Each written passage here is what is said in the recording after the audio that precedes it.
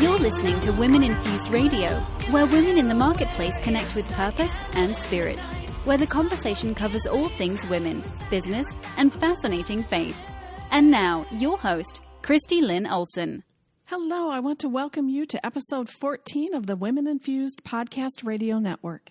Today's interview is part of a series I am doing that coincides with our latest book launch project, volumes 1 and 2 of the book, We Walk by Faith and Not by Sight, Women of Faith in the Marketplace, now available on Amazon.com. Through the stories of 19 amazing women of faith, we get to peek behind the curtain, so to speak, of their lives and become inspired and encouraged for the journey we are on as women who work in the marketplace, and as women who are called to kingdom business in a variety of industries all around the world. Today's guest, Danita Scott, is on a mission to empower women and girls to live their best lives. She works for the Girl Scouts of Greater Atlanta, giving girls a voice. Her professional speaking career is dedicated to helping women identify and interrupt patterns of perfection and failure that hold them back from achieving their dreams. She is funny, relatable, and honest about her successes and her failures. Danita has a unique ability to connect to people from diverse backgrounds. She has spent her professional career in nonprofit management and leading teams to accomplish big goals. Her educational background includes a bachelor's in organizational management from Ashford University and a master's in training and performance improvement from Capella University. When Danita is not helping women live their best lives, you can find her chasing after her Tiva dog Parker, going to the newest thrift store, giddy with excitement, or traveling to a new city just for fun. Danita is truly an influencer. She grew up shy and awkward and not well-spoken. She was so shy, she was telling me, that when she was a Girl Scout, her mom had to sell all her cookies because Danita was too afraid to speak to anyone. But as you will hear in our interview today, God had bigger plans for Danita, and today He is launching her into the next season of her life as a beautiful single woman of God who is here to use her voice to impact and influence a generation. Let's listen in and get to know Danita a little better. So today I want to welcome Danita Scott to our Women Infused Radio. And so thank you, Danita, for being with us. And I really have read part of your story in the book, We Walk by Faith, Not by Sight. And I believe you are definitely an influencer for the kingdom. I know you are an influencer in your career right now, but I think it's so much bigger than that. So as we go through and talk about how you're influencing people in the kingdom, I really want you to share with other women kind of some of the struggles and the ups and downs that you've gone through. So are you ready to get going? Yes, I am. Awesome. So I know you are a nonprofit. You're in the nonprofit segment right now. You're doing some training and performance improvement for an organization, the Girl Scouts of Atlanta, and I think that's a phenomenal organization. I also understand that you are going through a journey, that you're doing a little shift and might kind of try an entrepreneurial career. And so I want you to share a little bit about you're on that journey now. So you can tell us a little bit about what you do in your everyday 9-to-5 job, but what are you finding as a theme, or God is kind of giving you clues, I think, to your next entrepreneurial career? What does that look like for you, and can you share a little bit more about that? Yes. So the actual idea that I could even be a part of a book project for me was amazing, because I was diagnosed with dyslexia in the 3rd grade, but I've always loved to read. So I read probably maybe 5 or 6 books a month, sometimes more. And so I always was interested in writing. So thinking about being interested in writing, knowing that I was a shy kid and I was afraid to do everything, and then knowing that I wanted to become a public speaker, it's like, okay, God, this has to be you, because these 3 things don't go together. First of all, I have to write in order to be a speaker. They go together. And then I have to be willing to be brave and bold and tell my story and not hold back, because God's not holding back His love. And so that part for me has been such a journey of faith, but a good one. It's really freed me up and made me feel a lot more confident. So during the day, I work for Girl Scouts, and I lead a team of 7 amazing women that are out there making a huge difference in the world, and we're responsible for getting in new girls and new adults into our organization. And then at night, usually between 4 a.m. and 6 a.m. Or morning, however you want to call it, I am up working on, books and projects and really doing what I know God's called me to do and being very intentional about making sure that I don't allow myself to hold myself back from what I've been called to do. I love that. Not so much the 4 to 6 a.m. part, but I know you have to do what you have to do. But you mentioned the word intentional. And that really has been a word I've been focusing in on in the last even year about how do we be intentional about doing what God wants us to do. And you wrote in the book also that this whole speaking and writing thing is not part of your plan, but it is part of your destiny. What kinds of things has God kind of shown you? Has he give you hints along the way? You talked about being so shy and not well-spoken and the dyslexia, but even day to day now as you're making this transition, what kind of things is he bringing to you as an influencer that maybe helps confirm you're on the right path? Well, it's amazing to me. Even without trying, people are attracted to me doing the things I've been called to do. So last year I was at actually convention for work, and I just sat at a table. I was sitting next to one of the people who was from our national office. I didn't know that. And we just started to talk and we started to bond. And so through that talking, she was like, oh, you know what? We have some national trainings coming up. Would you like to do it? No one in my office was chosen, but I was chosen to compose a national training and to do this. And I'm like, what? And so recently I did a taping of one of the speeches that I've been working on for what I know God's called me into, and I really want to help women interrupt patterns of failure and perfection in their lives. And so I went through and I talked about what actually got me there and that journey of getting me to let perfection go and let God in. It allowed me to really be free. And so just talking about who I really am in Christ and who I really am outside of work, it really caused freedom. And in that freedom, I got so many messages from friends and family members and people who I respected so much. And they said, I'm dealing with the same thing. I'm dealing with the same issues of trying to be perfect, and it's not working. I had friends that, were doctors that were reaching out to me, telling me the exact same issues. And so it let me know that I was really on the path of God for my life. Don't you just love when he does that? I mean, he'll Yes. send a confirmation either through a person or through a spoken word or a written word. And that's exciting when I hear women say that, because it just reminds us that God is alive and active in our lives in every piece of our lives. And so he really wants us to step into that. You mentioned the word perfection a couple of times. And I know one of your favorite books recently has been Grace, Not Perfection by Emily Lay. So tell me a little more about what has been your struggle with perfectionism? How does that show up in your life? And then what do you do to overcome it? Can you give us some practical strategies for that?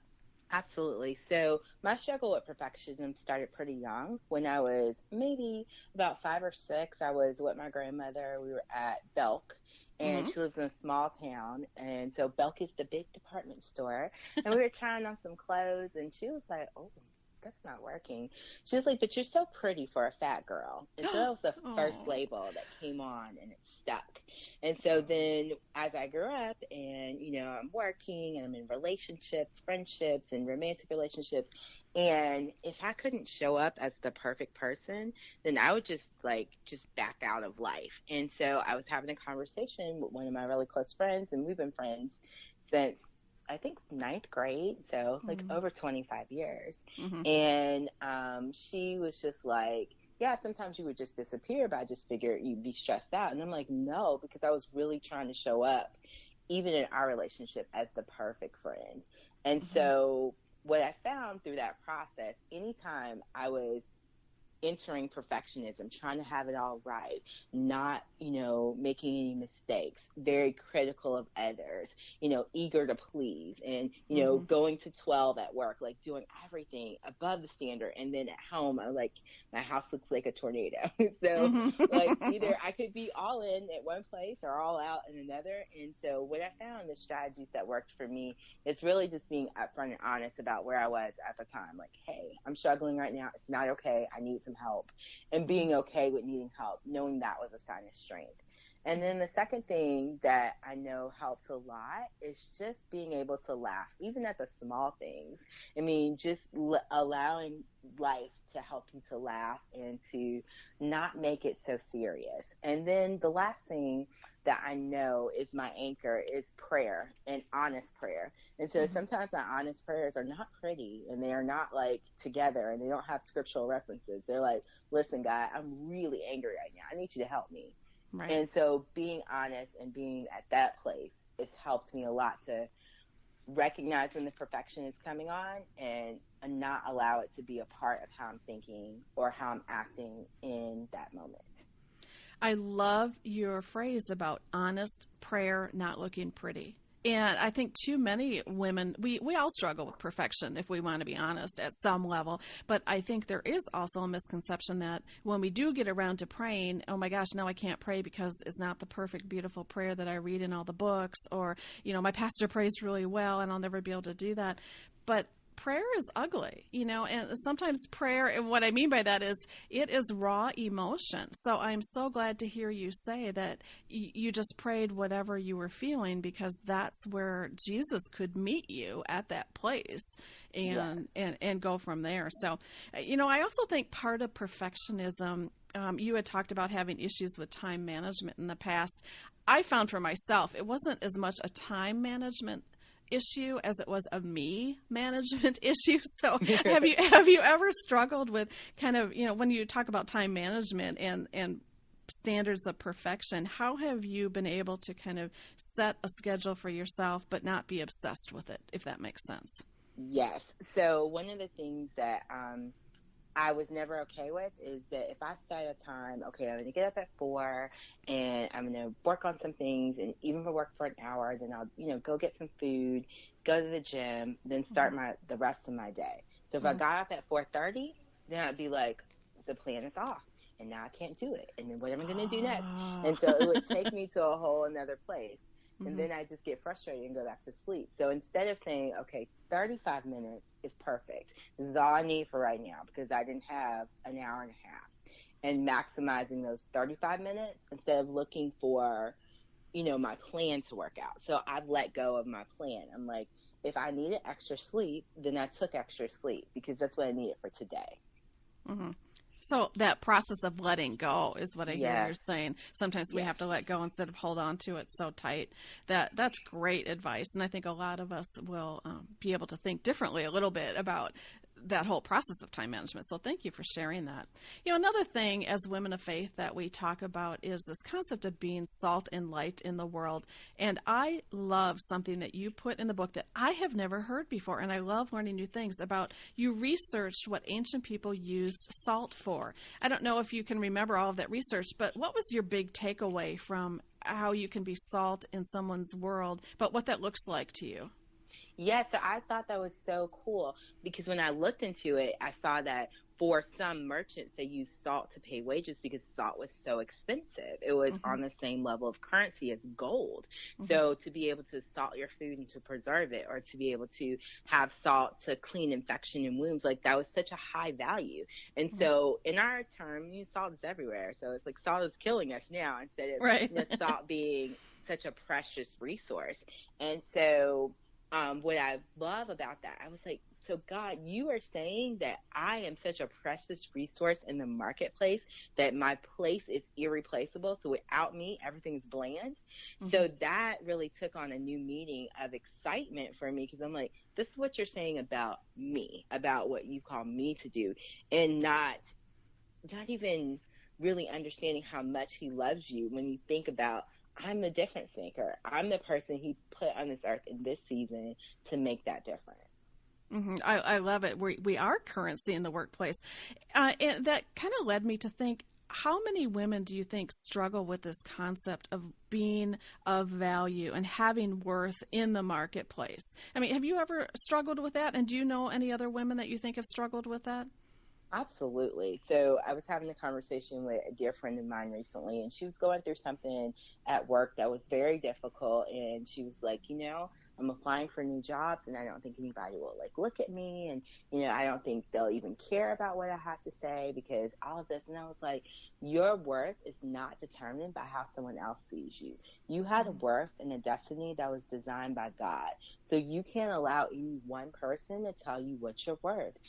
It's not fair because they don't have enough information. They're only basing it on their limited experience, on what they know, what they expect from you, and that's not enough. If you've been called into something, go for it. Don't allow people to determine your worth. You let God determine your worth. Wasn't that an awesome interview? And that's only a highlight of our interview together.